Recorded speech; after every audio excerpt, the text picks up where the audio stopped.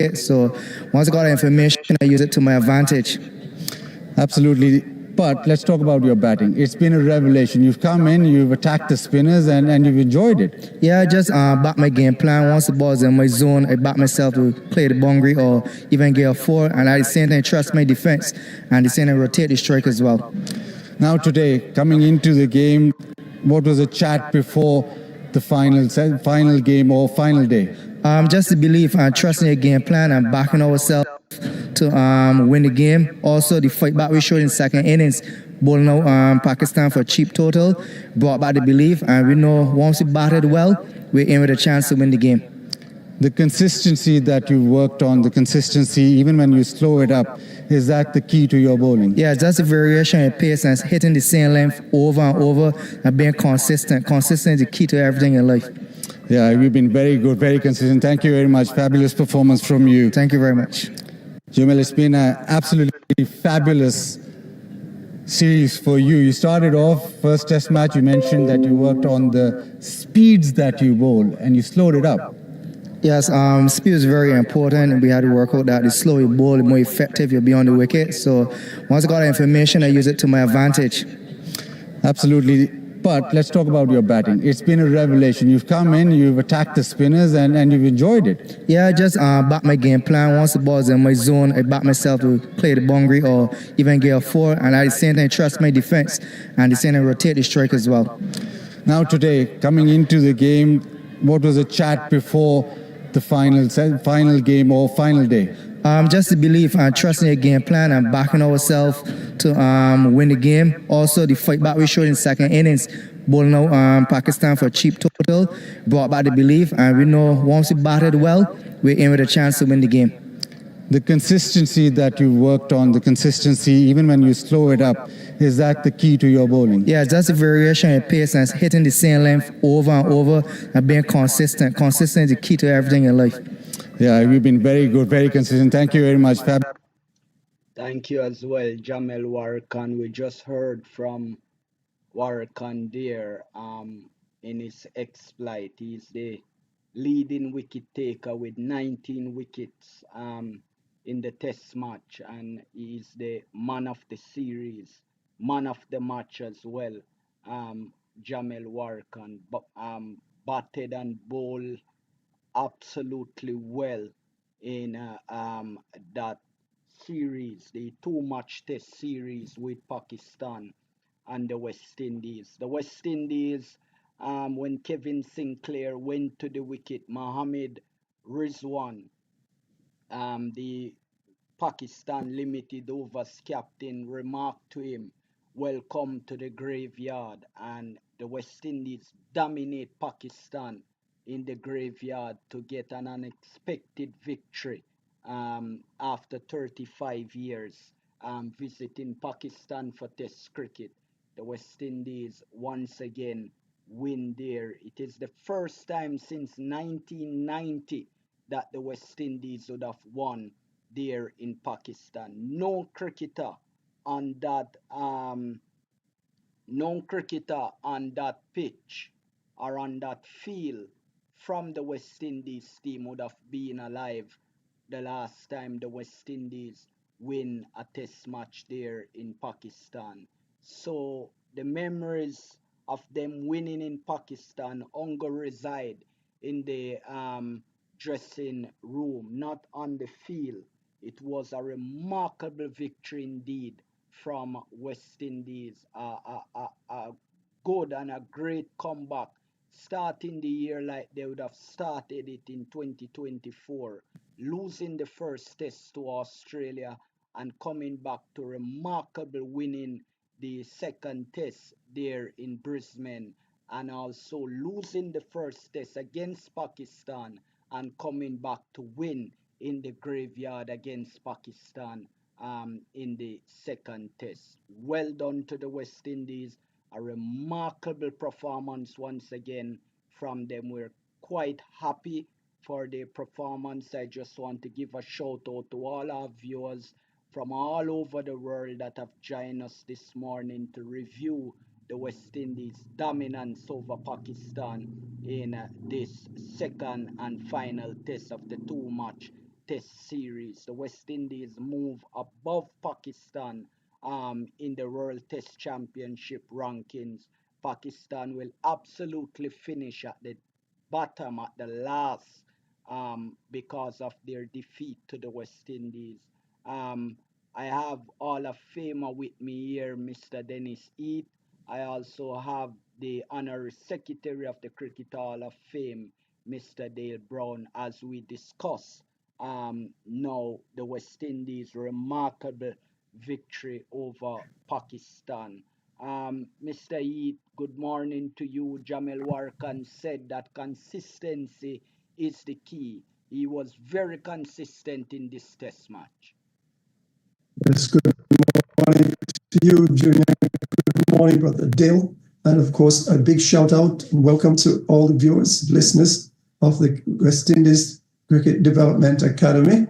We appreciate your presence and we look forward to your staying with us and coming back the next time we're here. Joe Warwican, I think, personally, I owe Warwican an apology of sorts, because prior to this match, I had known of Warwican's abilities here in the Caribbean, but I did not see Warwican as being one of those threatening bowlers in terms of the spin bowling department. I am seeing, or we saw in this test match, a quality, persistence, and ability that we have not really seen in Warwican in years past. I think he has grown into a very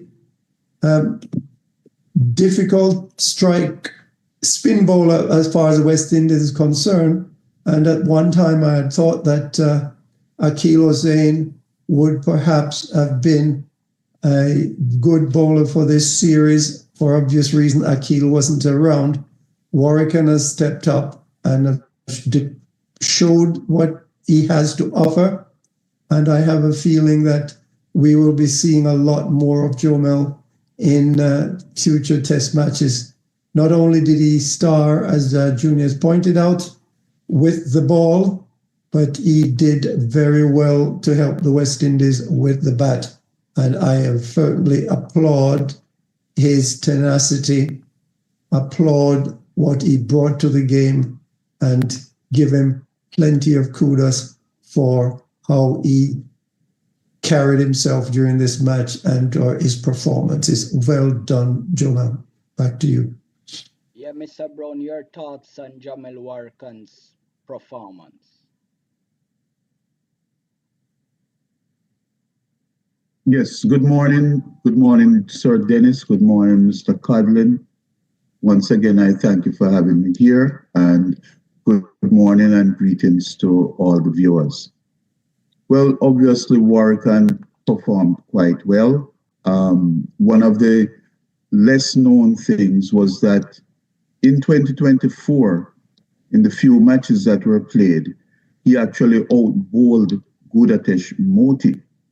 And just using that as a performance reference, he was our most successful spinner in 2024. If we really look at what actually happened on the field, from the first test match, the fact that the Pakistani, especially the no-man, the left-arm spinner, was bowling at a much slower rate in terms of revolution through the air with their deliveries and getting more purchase from the wicket, tells me that with the West Indies adjusting, the West Indian spinners adjusting, and it was actually Warwican who adjusted the speed at which he delivered the ball, because by delivering it slower, he gave the ball more revolutions,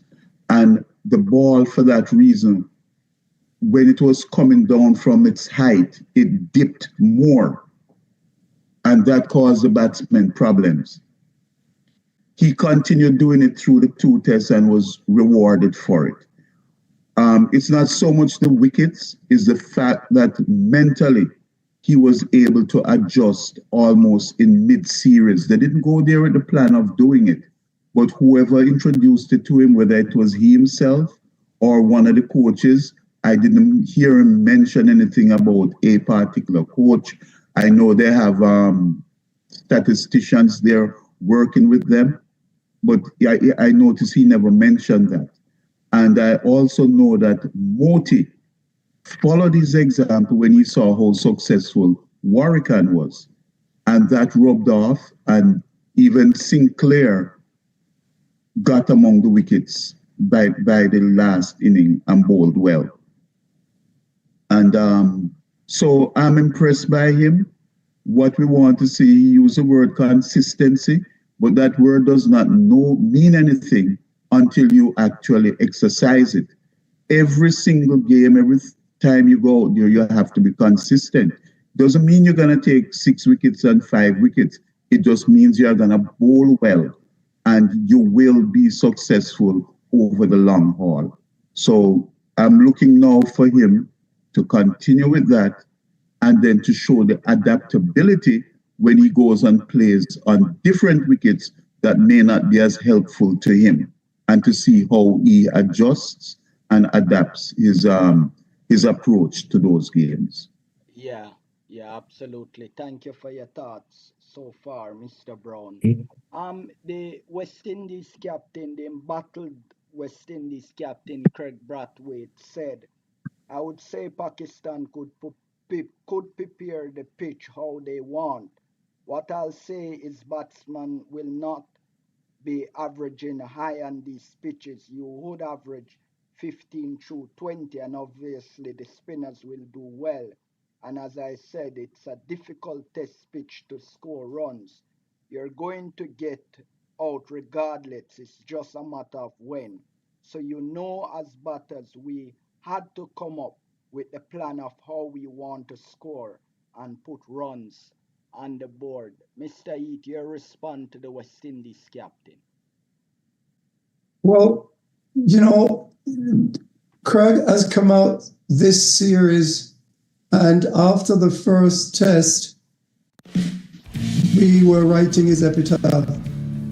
However, he has found what it took to put his name back in the mix as far as being captain for the West Indies for the rest of this year. In terms of his leadership on this particular match or series, I give him credit because he learned from the first match, the first test match, that things had to be done a little differently.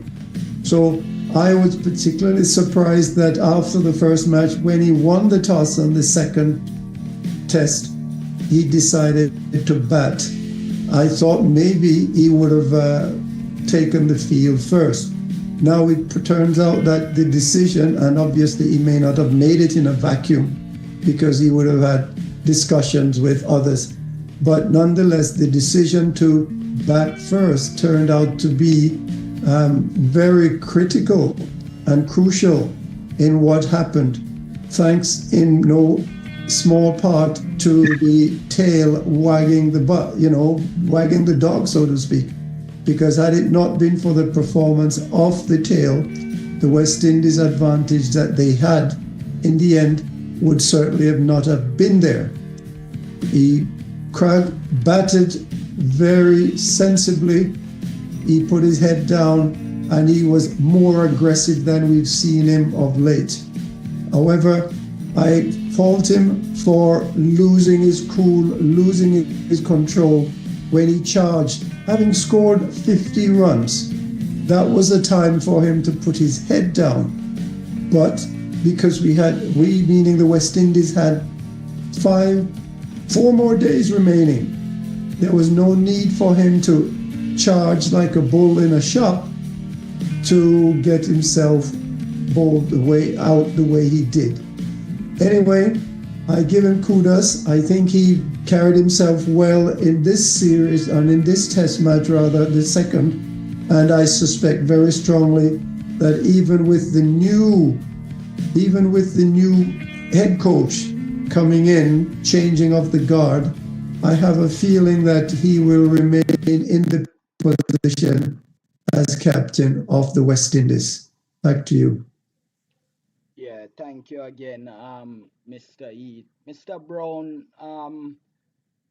a 50 in four test series, albeit it's a difficult pitch by his own admission and others. With a mere win down to the brilliance of Jamel Warkan, the pitch once again coming into strong factor. Do you think Craig has done enough in this test series to be kept as the West Indies captain against Australia? That will be coming quite likely of yet again another um, World Test Championship victory, or a disheartening with a point to prove. If South Africa should have go on to win, Australia will be coming with fire in their eye.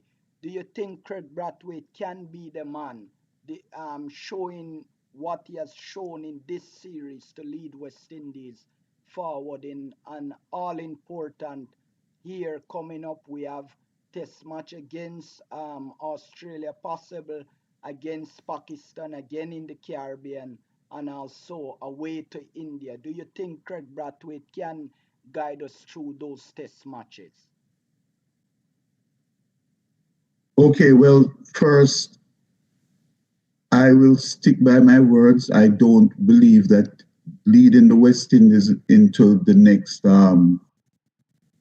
series that he should be the man to do it. But I fully understand that they probably are not going to relieve him of the captaincy, and himself is not going to relinquish it. So, with that in mind, I look and say, what really, really contributed to this win? Who were the real, and he did well in a more desperate move because he spoke about being brave. I didn't know that they were not brave the games before. He spoke about, uh, you know, attacking the bowling. Now I know that he did that, and the point with him, normally if Brathwaite faces 50 balls or 70 balls, he's not making 20 runs in that point. At that point, he blocks and blocks and blocks. I always thought that with cricket, no matter how well the ball is bowled, you try to get a single off each delivery. That should be your intent anyway. And in this game, he faced 74 balls, I believe, and made 52 runs. The regular Craig Brathwaite would have only made 15 or 18 runs. That's what he would have done. So if he's going to continue with that approach, I would have no problem with him if he's going to continue with that approach. But we don't know if he will. And as my fellow panelists pointed out, even with that approach and that success, the way in which he got out was unnecessary. It was unnecessary. You can't sell me that because he made 50 and at the end of the day we won the game, that we should now ignore the fact of how he got out irresponsibly, swinging across the line and doing things that's not necessary. And if you look at each dismissal in this test match, as much as it assisted the bowlers, look at how many rash strokes and ill-advised strokes were played. The devil in the pitch also existed in their minds. And if, as they are moving along, they batted without that reverse sweep or conventional sweep, how many wickets were lost with those strokes and how many wickets were lost swinging, heaving across the line of the delivery?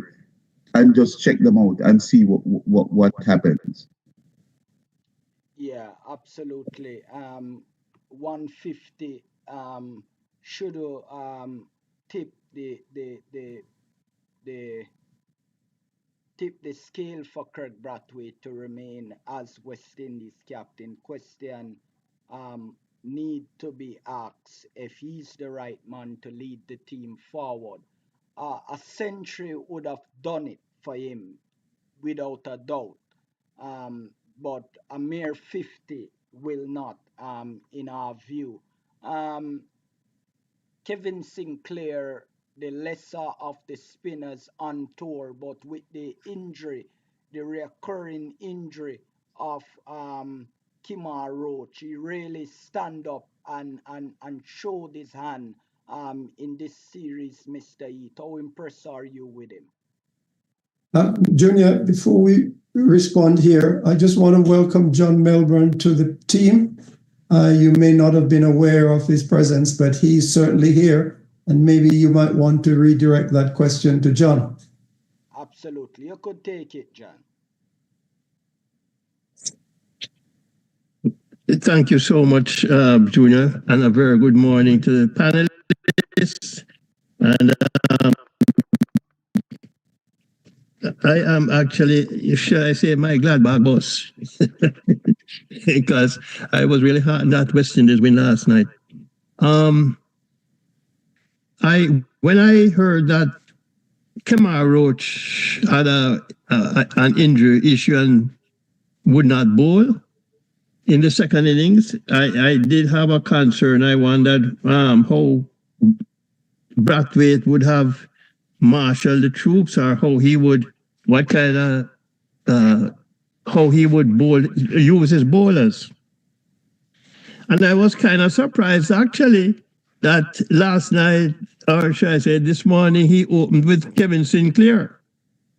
I thought he would have gone to Moti or to Warrican to start the things off. And I also found it interesting that he didn't bring on Warrican until a few overs were bowled. However, yes, Kevin Sinclair did stand up and produce in the second innings to start things off this morning. Pakistan needing 174 or 78 with 6 wickets intact, and getting that early wicket, I think, kind of set the table, and then followed up with another quick one with Moti. But yes, Kevin did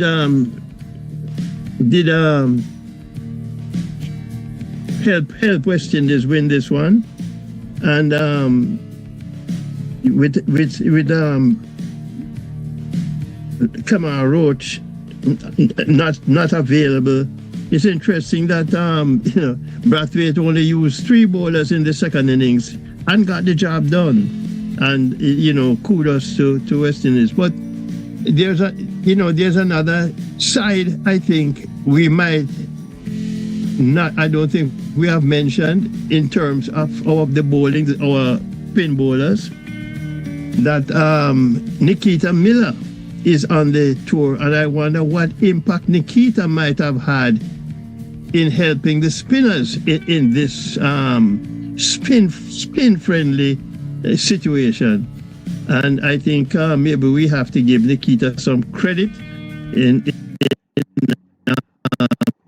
helping them to, negotiate this pitch, how to bowl, and that kind of stuff.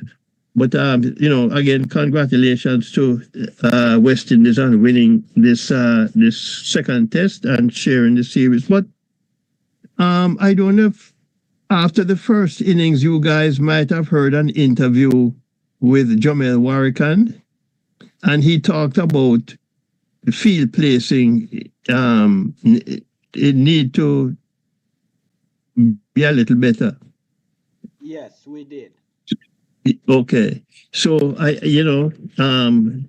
the question is about Craig Brathwaite leading West Indies against Australia. I think the bigger question is, if it's not Craig Brathwaite, then who? That's the question. Well, we have obvious replacement. Right now, Shea Hope is in the form of his life. and you know, we have other replacement Brandon that King. will be put. Yeah, Brandon King and a few others. Brandon King have a very superior first class average of almost 40, and we have people in the West Indies team now that is averaging um, below even 25, that is on our test team now. So Right. the obviously the replacement is not far. The bigger question is if they have if they are bold enough to make this move, because 150 should not um, say Craig Brathwaite is now secure as the captain or as the other opening batter. And you know, Junior, not to cut you, but I don't think this has will have any impact on Darren Sammy's decision, you know. It I shouldn't. believe Darren Sammy, in his mind, he has already decided who he wants as the captain. Yeah, it shouldn't. You know? And every coach should have an opportunity to pick who he wants the captain, who can carry out his role to make his job easier. And Yeah, we will fully support if he decides to change uh, Craig Brathwaite.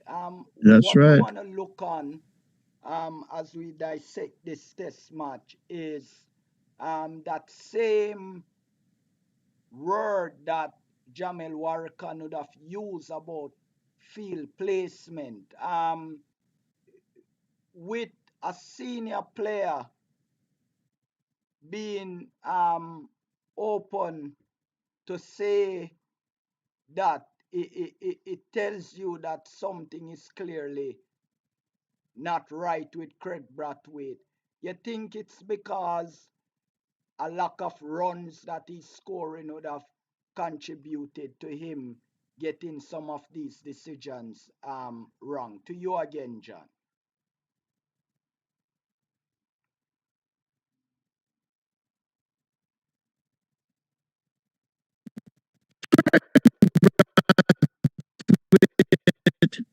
Might have been in a dark place, so to speak.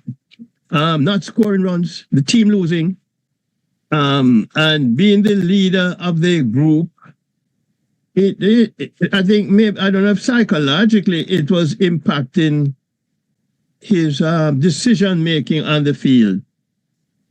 Um, and it may very well have been. And when he talked about being brave, I think he's trying to motivate himself in, in um in trying to show the leadership that is required on the field of his troops. So you know, Craig Brathwaite has had a good run, but I think in the last few series he has disappointed, and those who are the decision makers and what is going to happen from Australia series, I think we're going to be surprised at some of the decisions that will be taken. Yeah, Back to you, Judy. yeah. June to early July will be a long time to forget about this Yeah. test match that just finished. Mr. Eat, um, looking at this West Indies team with the emergence of um, now Amir Django and Tevin Imla, do you think now the door is closed on the West Indies vice captain in Joshua De Silva, and he will have to come back now to the um, first class season that will be starting in 2 days' time to show what he's made up of. And Tevin Imlach to keep his place for Australia. Amir Django as well. They will need to dominate this first class season that will finish round about April 12th. Yes, I certainly think that Joshua De Silva has had opportunities over the years, and he has failed to demonstrate that he deserves a place in the squad and much less the team. The introduction of Django and Imlach has shown us that Joshua De Silva definitely has been pushed aside.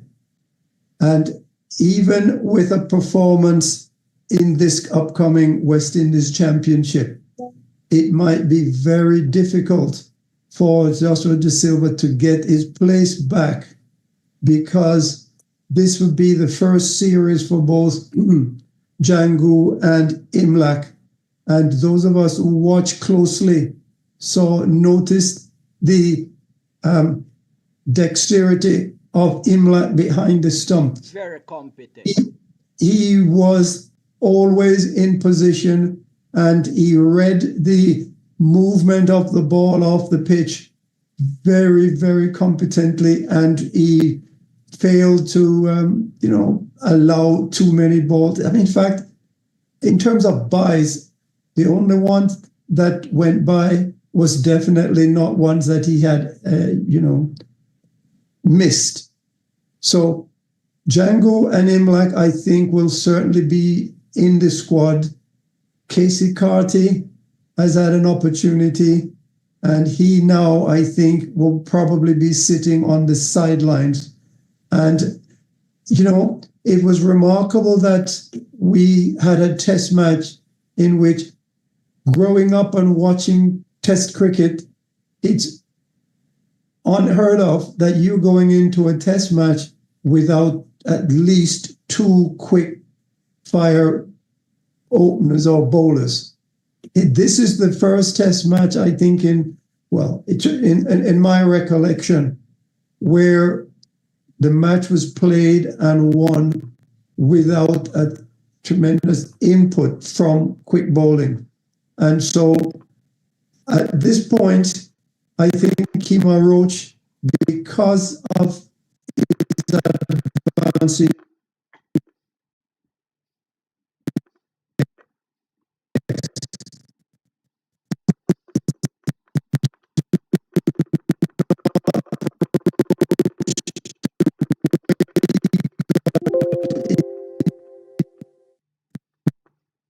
now reached the end of his test playing days, because we have younger players. We've got Alzari, we've got Shamari, there is also Jaden Seals.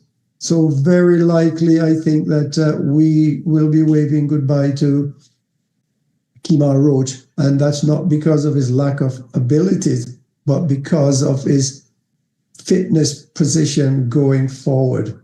I think Django and Imlach are in to stay, and Joshua De Silva will certainly have a lot of work to do to get back into the squad. You mentioned earlier that the coach has the right to choose who he wants, and I think I would rephrase that somewhat. It's not that the coach has the right to who he wants, but rather the coach should be appointing those who have shown that they have earned the spot by their ability and their performance. Back to you. Yeah, absolutely. As Mr. Brown alluded to Kemar Roach, do you think his persistent injuries these days will bring a premature end to his career? His aim is to get to 300 wicket. He's not far from it. Do you think he has it in him to go on to that 300 mark and walk away?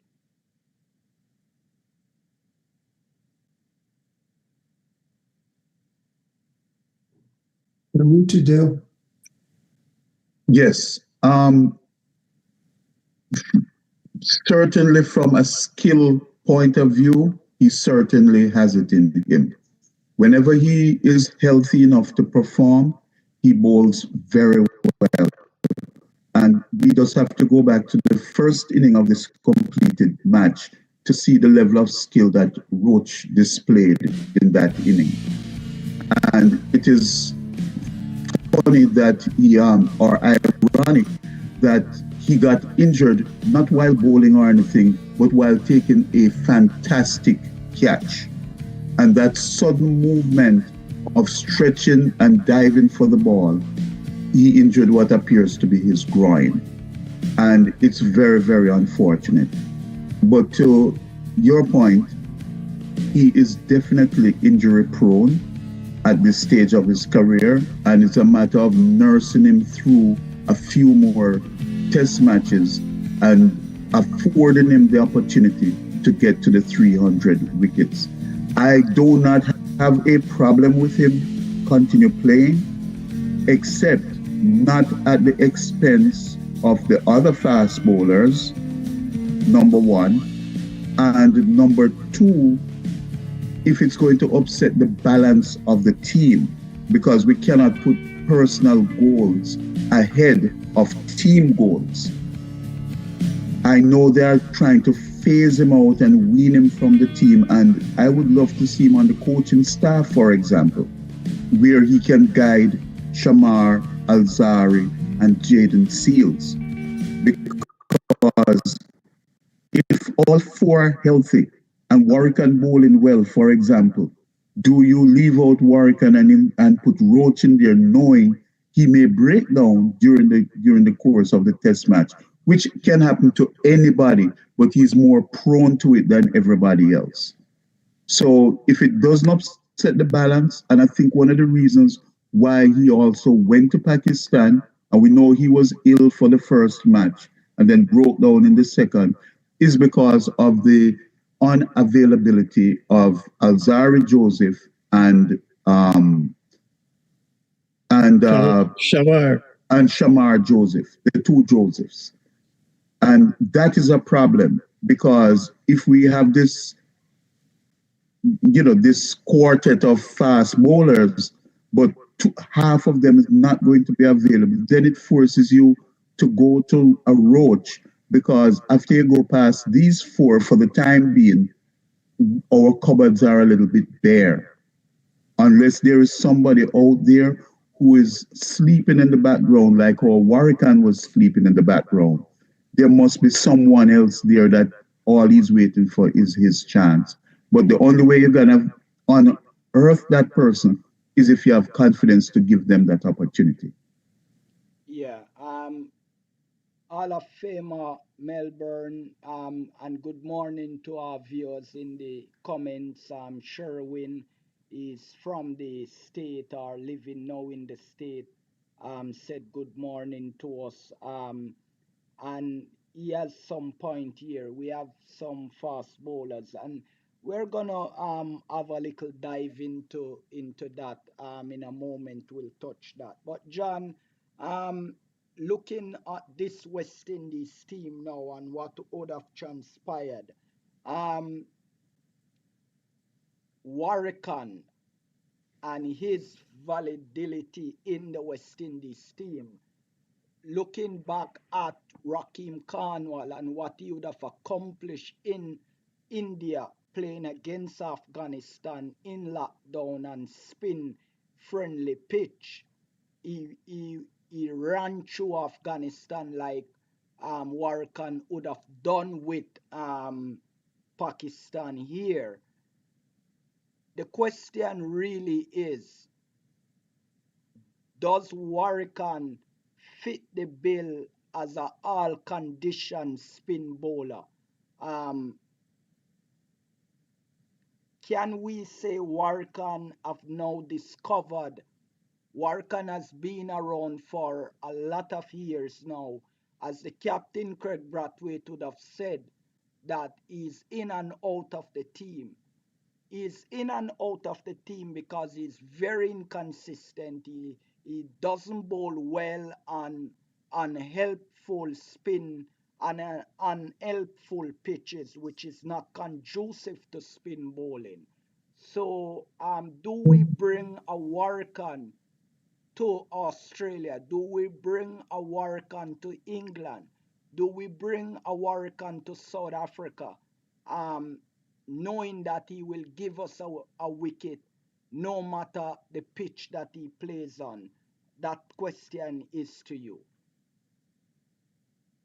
I think we have to look back on history. When we had the great West Indies fast bowlers back in the 70s, 80s, that period, 90s. And with all those great fast bowlers, there was always a spinner among them. And if we're talking now about the two Josephs and Jaden Seals, there is a position there, I think, for a spinner. The question is, which spinner? Is it Warrican or is it Gudakesh Moti? And I think Moti brings the additional, brings some additional weight to the picture with his bat. So, yes, Warrican probably will be in the, if it's a fifth, if the name 15, he'll probably be in there, but Moti will be there also. And I, you know something though, panel? I am really waiting to see how Darren Sammy thinks, what he's going to do. I think Darren Sammy is really the decider in this picture. And when I'm really not sure how Darren is looking at that picture, what he wants the squad, the team to look like taking the field. He has given us an idea from the white ball teams, but I am waiting to see how he maneuvers his troops now. And I think, as someone mentioned before, the upcoming 4-day Cricket West Indies Championship starts in could very well have a bearing on the selection of the Australia squad. Yeah. And so, but Warrican has done well, in this series. And it could very well be, guys, that he really just needed a chance to show what he could do. And so now he has shown what he can do. And maybe he can solidify his place in the squad now based on this performance. I mean, you just can't get away from this performance. Granted, they claim it was a spinner's pitch, but let's face it, Pakistan, I don't think was expecting this kind of spin bowling from West Indies. And after that first test, after they cleaned up West Indies, I thought they might figure, well, this is easy picking, second test easy. But I don't think they were prepared for Moti or Warrican as spin bowlers. And because West Indies is not known. Kevin Sinclair as well. Because, historically, West Indies is not really known as a spin city. It's more fast bowlers. And the fact that they only had Kemar Roach in the squad for this second test as a recognized fast bowler. But I think Warrican he'll be there. He has earned his dues, and he'll be there. Thank you for your thoughts, Hall of Famer John Melbourne. let's go into before I shift though, yeah, we talked about our four fast bowlers now and who after. And I still believe Marquino Minley could be an option. As and especially if he shows up during this upcoming 4-day tournament. Yeah, we will see about that as we are going into the comments now. Let's run through some of the comments. We don't have a lot of time, but we want to touch on the outgoing coach Andre Coley. But before we do that, let's run through some of the comments. Sherwin is saying here, Kima Roach is very effective when he's bowling on pitches like in Pakistan, Trinidad, and Guyana. His ball do spin bowling things. Place like England and Australia will eat him up. And let's hear what he says again. It is time to call Isaiah Chone to be the big team. And this is the young fast bowler from Guyana is referring to. Please be careful. Warkan is made for places like Trinidad, Guyana, and Pakistan. Moti is the best test spinner on normal pitch. He's also a top scoring batsman. Kima Roach, top speed of 125k, is not fast bowler. Let's dive into some of these comments as we go along. The three panelists will be taking their time in trying to dissect. Let me just set the pace, really. When I refer to Warkan and Moti, with the batting, Moti will have the edge over Warkan because Moti is in receipt of for the first class 100. He has shown repeatedly and consistently in all form of the game that he can score runs. He's basically now an unrecognized all-rounder. So in every condition, he has shown that he can score runs and take wickets. So if we were to do a poll on Warkan and Moti, I would vote for Moti. What say you, Mr. Brown, followed by Mr. Heath and John to close? Okay, obviously, again, it's a matter of opinion, and looking at the bare facts, I think it is very easy to include T20 or one-day cricket in assessing test match cricket.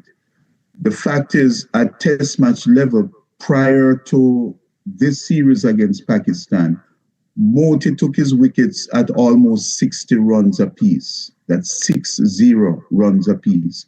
Warkan was at around 20 or in the low 20s. So he outperformed him, if you want to say that. The fact that Moti will make runs and can be seen as some kind of all-rounder in some sense, he's there to take wickets. That's his primary function. And if you watch Moti even in the field,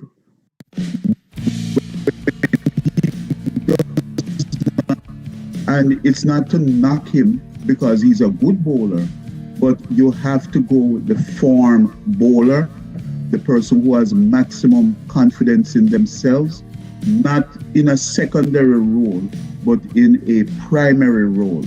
His role, just like Warkan made runs. Warkan made runs and helped the team, not as convincingly as Moti, but he carried his weight and more than his weight with the bat also. We know what himself and Moti did with the other tail enders in consecutive test matches in Pakistan. So we know that. But I wouldn't go as far as trying to compare them in that way, because Warkan's figures, as you mentioned, and his performance on other types of wickets does not ring you with that confidence. But what I hope for is that he will have learned how to adapt his skill set in different conditions. And I'm hoping that in Pakistan, that was the beginning of both of them learning. And if both of them perform wonderfully well, then we have a great problem on our hands, a welcome problem on our hands. Not from the point of view of being mediocre, but from the point of view of two excellent bowlers. Do you play both of them, or do you only play one of them? And I would like to do it from a position of strength. But then I think there really should be no competition between Moti and Warwick. As Dale has pointed out, Moti has the advantage because we've seen over the years in Test as well as in the white ball version, we have seen Moti's consistency with bat and ball. And so he will certainly be, in my book, the number one spinner. As I pointed out earlier, Warwican had previously been floating around this Test match circuit and has never really and truly shown the kind of quality and class that would endear him to be a regular member of the team. However, we must not lose sight of the fact that this wicket in Pakistan was manufactured. And I say manufactured, meaning it was put together deliberately by the Pakistan, dare we say, administrators, because they bought into the fact that West Indians did not do very well against spin bowling. And when England toured and played at this venue in Pakistan, they saw how the manufactured wicket there, or pitch, helped the Pakistan bowlers to overcome what I would consider to be a very strong English batting side. So they took that point and they took the other point, which said that West Indians were poor players of spin, and they decided to go all in and prepare this wicket that has helped Warwican to shine. The question is, can Warwican take this breakthrough that he's shown and had today in this series and put it to use outside of the manufactured pitch? Time will tell. But for now, it's very difficult for West Indies selectors to make decisions going forward as to the basis of who should be dropped and who should be kept, primarily because what they faced in Pakistan in this series was not of normal quality. And therefore, it's difficult to make judgment calls. So we have to see what happens in the next upcoming series. I would not change too much. I would keep the squad as it is, because it is not fair to see that these players have done as well as they did in carrying the torch, but it does not tell us clearly how well they will do outside of the manufactured pitch that they faced this time around. John? Thank you so much. Yes, but one thing is the manufactured pitch. Both spinners were on it, both Moti and Warwican. But you know, I look at the Warwican performance in this series, and I want to liken it to the batsman who has a big century after really not doing much previously, or doesn't do much after that one big century. And I hope this is not the case with Jamel Warwican. I also have to wonder if he'll be 33 in a few couple months or so. So the question then surrounds age. Going forward, do you go with the younger Moti, or do you take with the veteran, so to speak, Jamel Warrican? So I don't know if he will go back to the inconsistency after this series. And I know one of the statistics they had put up while watching all the spinners is the pace in which each of them bowled. And Warkan seemed to be the slowest of them all, in which they said helped him on that pitch. Will it help him on another pitch that is not manufactured like this pitch? And I guess that is the question for the so-called cricket experts.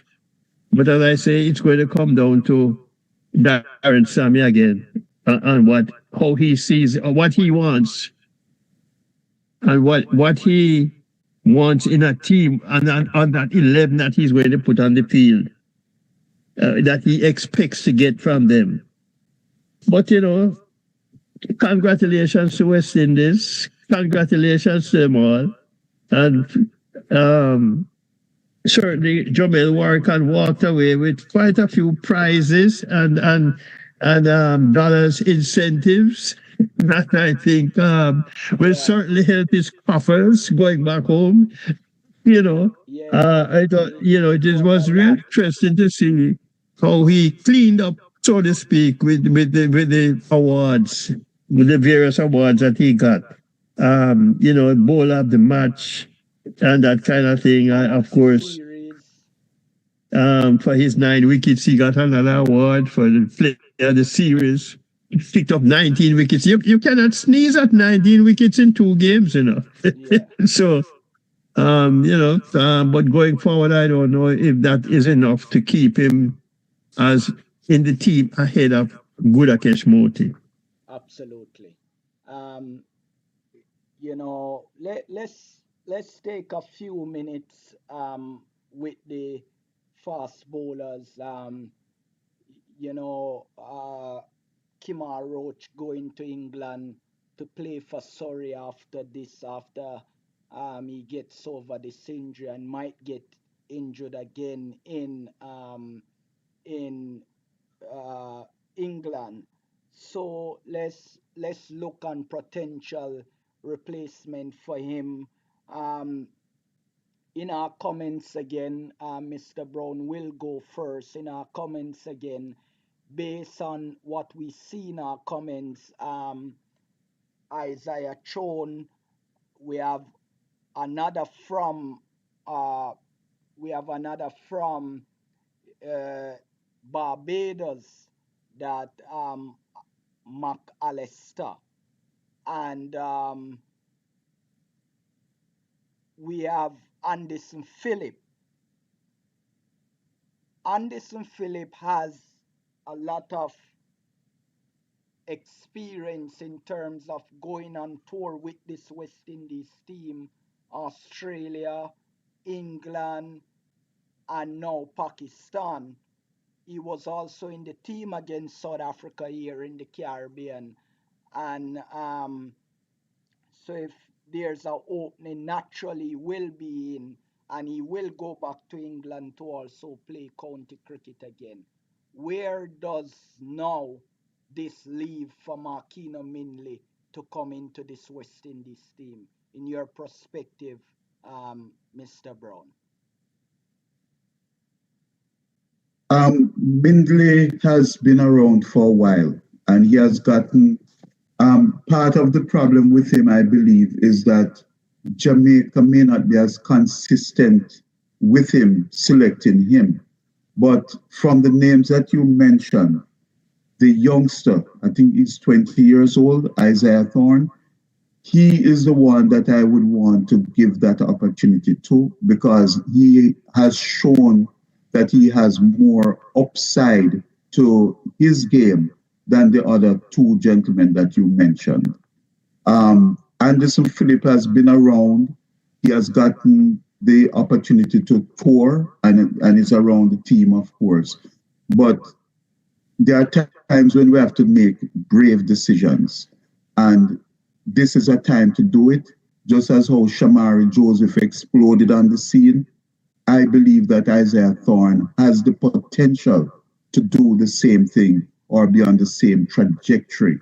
And he's at the age where he'll be open to learning and to good coaching, because at 20 years old, with his pace and all the other attributes that he has, he's the one I would want to see come under the guidance of people like whether it's a Roach or even, Seals and Joseph, to be there to learn from them and to back them up. So I would go for Thorne.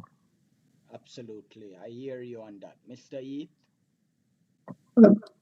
Yes, I think Isaiah Thorne has certainly been recognized in the past couple of years, and he should continue to be recognized.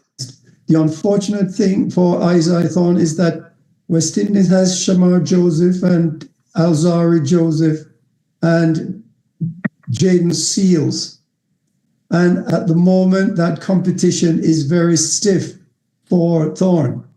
What I think should be done in terms of the various matches or tours that West Indies is faced with.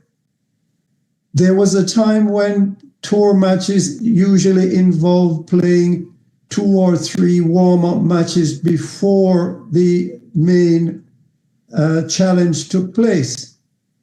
And unfortunately, that seems to have gone out the window, which means that in tour matches now, the touring team comes in and play one, dare I call it, muscle stretching match of 2 days duration. It's a match which just gets the roughness out of the muscle. It doesn't do anything for performance. But I would love to see that Thorne goes with these touring parties and that he is the number 1 selection in terms of opening the bowling for the touring team of, for the West Indies, for example. In other words, those touring matches, he should be the number 1 selection, not so much on the merit, but on the fact that we want to see, and perhaps merit is not the right terms, but we want to see what he can do.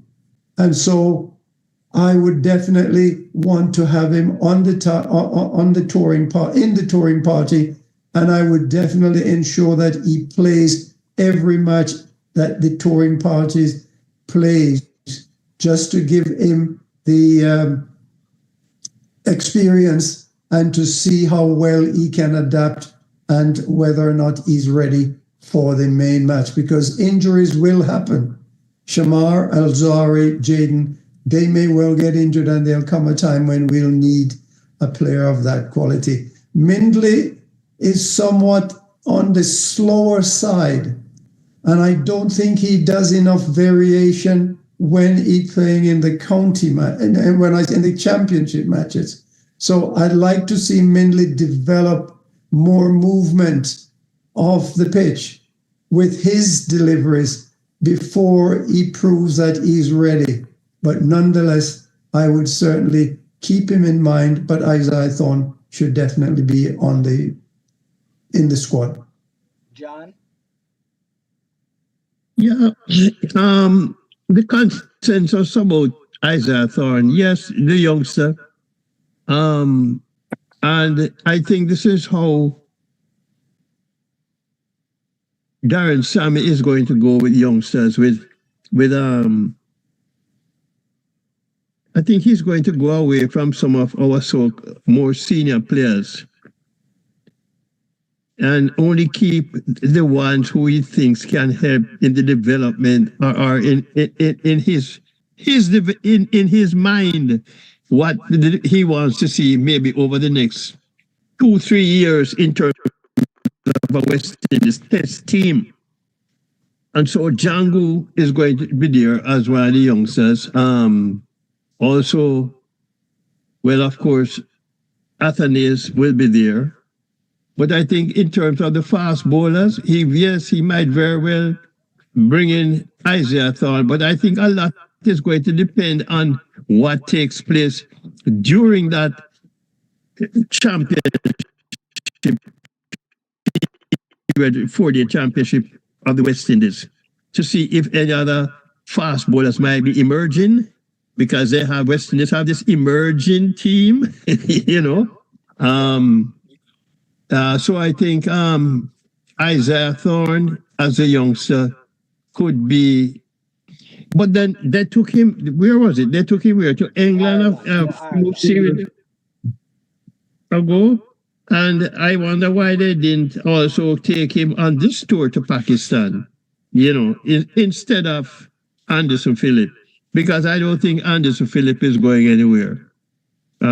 So Yeah, but we'll see what happens in the next couple of months. yeah, but in short, to explain the rationale behind Anderson Phillip is that county cricket is above our 4-day championship here in the Caribbean, and we have seen um, Kima Roach, Jason Older, um, Craig Brathwaite to a lesser extent, Jaden Seals, Anderson Phillip, they have all gone to England and had stint. We have seen the quality of Jaden Seals since he has gotten year after year recalled to England, and the growth. And that might have been the thing that tipped Thinking. Anderson Phillip, and he has performed fairly well in our 4-day championship as well. So he deserved his call to the team. And from all indication, he's going back to England after the 4-day championship wraps up in April. So um, you can't turn a blind eye to that, really. As we are now seeking to come off, just a few comments up here. Brian here said Mooti is still number one. West Indies spinner doing well, and spinning pitch doesn't say much. It's the batsman that makes a difference. And we know in selecting team now, anybody that will be selected, they will take in account um, if they can do a job with the bat, because our team suffer collapse in the top so ever often, and the bottom half is what always bail us out. So that might factor in for real. And somebody speaking against Alistair here uh, from Barbados. The first test against Australia will be in Barbados at the Kensington Oval. So that might factor into selection as well, as it regards to Mooti and Warrican, because both of them will not play that test match. The other test match will be in Grenada, and the final one will take place at Sabina Park in Kingston, Jamaica. Once again, Sabina Park is known for fast bowling. And another one here is I won't even respond to that, because clearly this is an attack on our panelists, and we don't condone attack on our panelists here on our show. So I will not say that one. And the last one here is that Markino Minley is 30. He passed his prime. But let's discuss now the outgoing coach. As I said before, um, you know, before we leave 2004 for the Champions Trophy in England, it was announced that Bennett King is the first overseas coach for the West Indies team. He was brought on after the Champions Trophy in 2004. He's from Australia. He was announced to take over the team just before the team left for the Champions Trophy 2004 in England. Gus Logie was the West Indies coach. He went on to win the Champions Trophy, that famous partnership. It was yet again our tale that brought us victory in the night there in England at the K Oval. I don't know if any of our panelists remember that famous game, but the West Indies went on to win. Brian Lara was the captain. We have Ian Bradshaw, Ridley Jacobs, Corey Collymore, and a few others, Ramnaresh Sawan, Chris Gale, Shivnarayan Chandapal. They were all on the West Indies team then. But it was a lame duck coach in Gus Logie, and he went out as a championship coach. We called for Andre Coley to do the same. He lost one and win one. But one should remember, West Indies have not won in Australia in decades. West Indies have not won in Pakistan since 1990. He was the coach to bring them victory. Your goodbyes to and your remembrance of Andre Coley, Mr. Brown.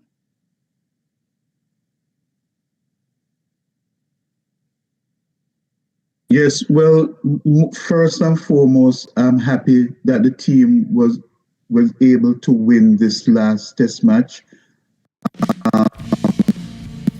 Kohli, as far as I know, is a well-mannered professional. He did his very best, and I think he was placed in a very uncomfortable position as being the lame duck coach, and everybody knew it. I believe his contract with the West Indies, or with Cricket West Indies, is not up until June. So that was also motivation for him to do his very best in preparing the team for this series against Pakistan, because he has to look forward to his future, and you don't want to see anybody lose their job or fall on hard times. But I think that whatever politics were at play, he may not have had the full support of the administration. And why I say that is because the administrators were not even patient enough to wait until his contract was up and just not renew it. They replaced him before his contract was up, kept him on, and it tells me, how long ago did they know that they were going to make this change? And did they do everything to support Kohli? Because if he was successful, then there's no way they could have changed him. And so from that point, I worry about the reasoning behind removing him from his position. But I wish him well. I know he's a hard-working young man, and hopefully he'll go and learn something from this experience and return the better for it.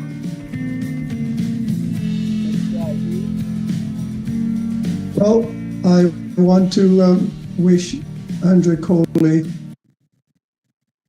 well in whatever his endeavors is after this particular series comes to an end. It was certainly not good administrative decision to have replaced him ahead of this final tour this year. And the manner in which it was done, I think, leaves a lot of sour and foul taste in the mouth. Kohli has done as well as he could, and I have wondered about the team selection for this tour party. Did he actually select the team, the party, or was it selected for him? Nonetheless, I have to say that he has worked diligently, and I want to wish him well in his next venture, whatever or wherever is talents will take him. Back to you. Um, John, I know Coley means a lot to you.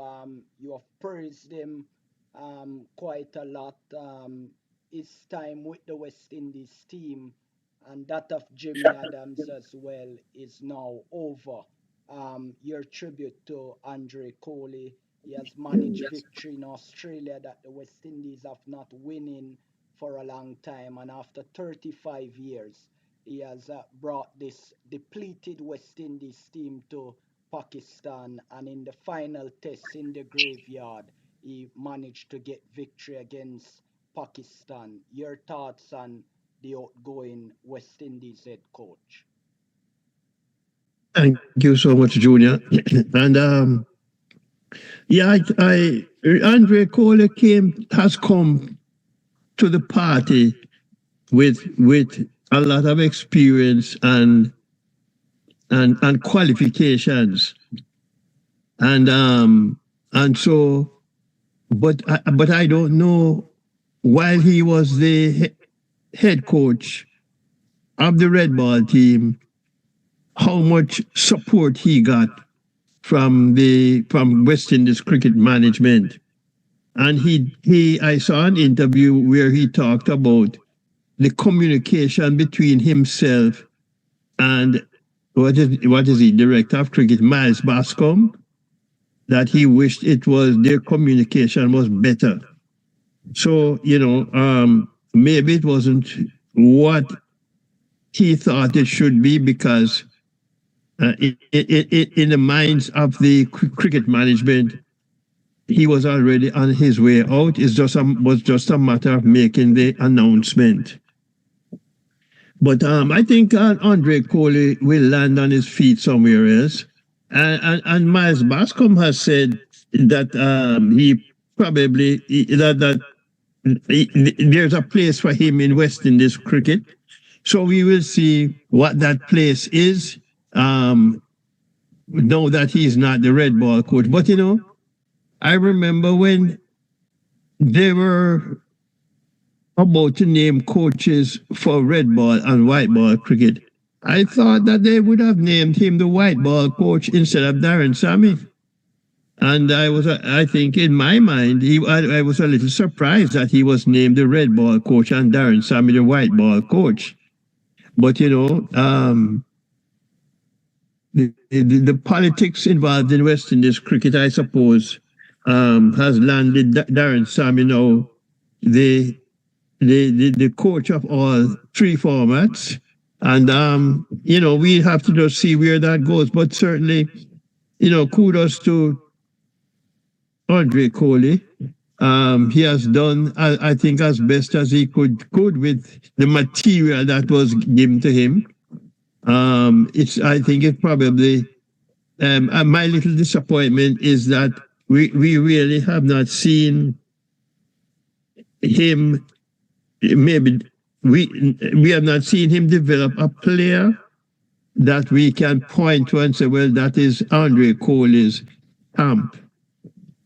And in coaching, there's always that you want to see a coach leave the scene, and we can say, well, that player was developed under Andre Coley, and that's my only disappointment.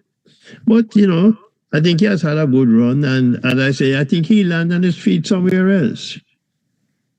Yes, certainly.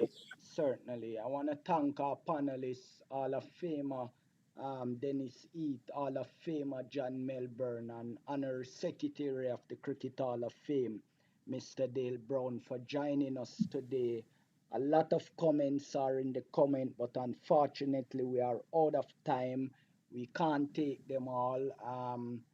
We will be back on in May to cover the West Indies tour of Ireland and also the West Indies tour of England, and followed in June when the West Indies take on Australia, and also in July.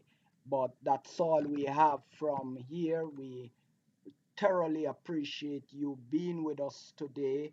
almost an hour and a half now, and for making your opinions known in the comments. We enjoy that. We'll be on our social media handles, especially on Facebook, to discuss this and among other things in comments, and also as I said before, on other platforms. We hope we'll see you. We hope you will join us. And we thank you so much for being on with us, viewers from all over the world. We have a lot of viewers in India, in the United States, followed by Jamaica and the rest of the region. Thank you so much for making this channel your go-to channel, and for watching and listening West Indies cricket. We leave you with an interview from Jamel Warkan. 19 wickets in the test match. He thoroughly bamboozled Pakistan. When Kevin Sinclair walked to the crease, Mohammad Rizwan said, "Welcome to the graveyard." But Jamel Warkan had something different for Pakistan. He literally turned them over along with the assistance of Gudikish Muti and Kevin Sinclair, that a much tribute have not been paid to him, but he has done his bit in this test match with the ball and with the bat. But Jamel Warkan is the standout. We leave you with his interview. Thank you for joining us. We'll catch you back in the month of May when we cover the West Indies tour of Ireland and England, and also when Australia toured the Caribbean. Goodbye for now. Jamil, it's been an absolutely fabulous series for you. You started off first test match, you mentioned that you worked on the speeds that you bowl and you slowed it up. Yes, speed is very important, and we had to work out that the slower you bowl, the more effective you'll be on the wicket. So once I got that information, I use it to my advantage. Absolutely. But let's talk about your batting. It's been a revelation. You've come in, you've attacked the spinner. My game, my zone, played center and the center rotate the strike as well. Now today, coming into the game, what was the chat before the final game or final day? Just the belief and trusting the game plan and backing ourselves to win the game. Also, the fight back we showed in second innings, bowling out Pakistan for a cheap total, brought back the belief, and we know once we batted well, we're in with a chance to win the game. The consistency that you worked on, the consistency even when you slow it up, is that the key to your bowling? Yeah, that's the variation. Over being consistent, key to